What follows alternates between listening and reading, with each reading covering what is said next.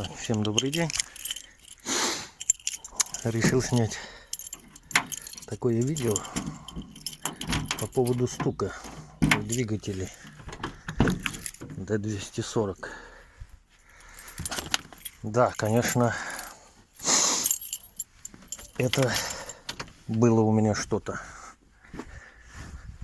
Вот такой чудо-автомобиль. Вот. Появился стук в двигателе. И стук был глухой. Вот. Ну, приехали, домой начали искать. Отворачиваем четвертый цилиндр.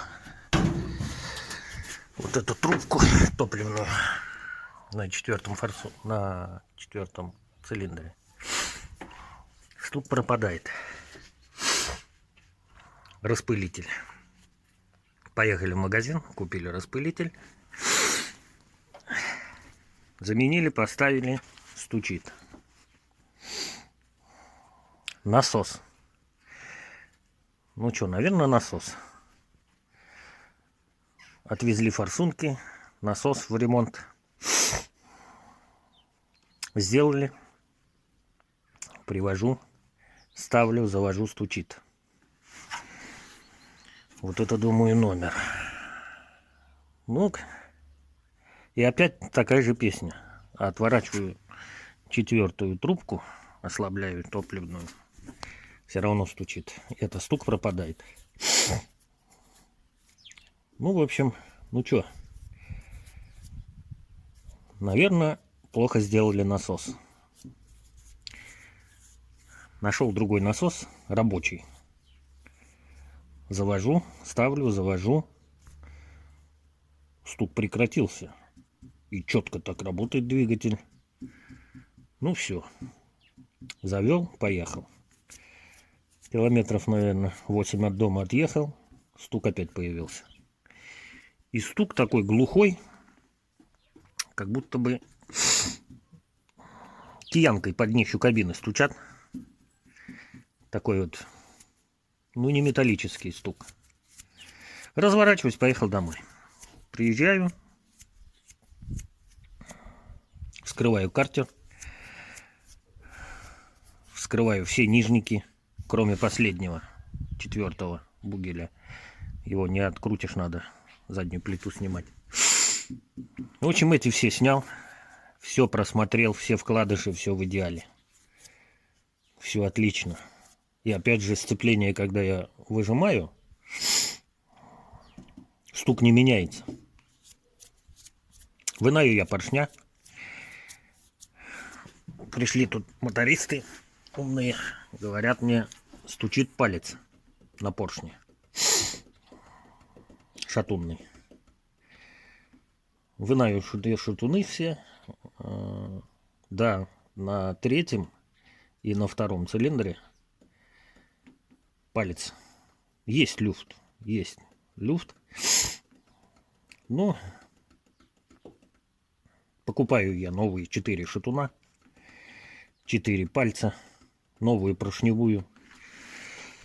Остались гильзы, только старые. Гильзы не стал я менять, потому что выработки вообще практически нет у них. Собираю двигатель. Завожу. Стучит. Ё-моё, что такое? Блин, ну уже... Ну, приходят тут умники. У тебя головка. Пропускает между собой.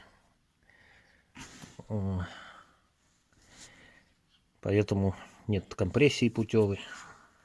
Меряем компрессию. Сделал специальный переходник из форсунки. У меня там в гараже лежит. Потом покажу. Не забыть бы только. Меряем компрессию во всех 4 цилиндрах. Компрессия идеальная. Компрессия есть. Шатуны поменяли. Вал в отличном состоянии. Единственное, что 4-й бугель может стучать. Его не вскрывал я. Ну, в общем, собираю двигатель опять. Все назад. Завожу, стучит.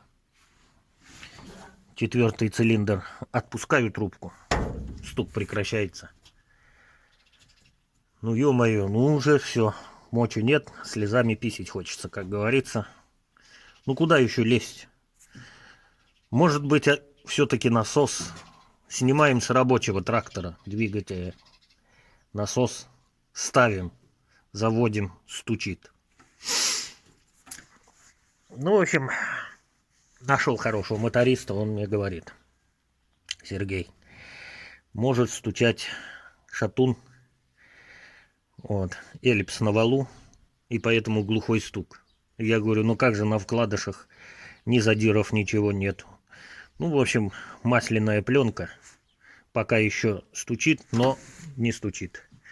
Но вкладыш не задирает. Надо мерить эллипс. Ну, психанул я, короче. Вынаю я мотор, сымаю картер, сымаю головку, вынаю вал. Ставлю на солнышке, поставил, помыл. Звоню мотористу токарю. Говорю, Сереж, приди промеряй микрометром мне коленвал. Он говорит, хорошо, приду. Так, ну сейчас я покажу коленвал. Вот он, наш такой нарядный коленвал. Заржавел немножко, дождь был. Все равно его только вчермят. В общем, ребята, вот такое дело. Когда я снял коленвал, поставил его на солнышке, я обнаружил вот такое дело. Шейка целая, а вот в этом месте лопина идет на противовес и через противовес на ту сторону. Я не знаю, камера, наверное, не возьмет. Вообще вот нормально видно. Вот она трещина. И пошла. И на противовес. Разве ты увидишь эту трещину в двигателе, когда стоит коленвал на месте? Ну и фонариком светили, и все дело было хорошо. Но не увидели. Вот эту трещину искали 2 месяца. Сколько было потрачено денег. Ремонтировали и насосы, и прокладки. Поршневую заменили, шатуны заменили. Не знаю я. Может быть, мудаки. Сразу надо было вытащить вал. Не знаю. Смотрел много видео о такой поломке. Видео нету нигде. Ломает коленвал, да. Хоп, и сломался. Ну, чтобы вот так лопнул, ребята, вот это да.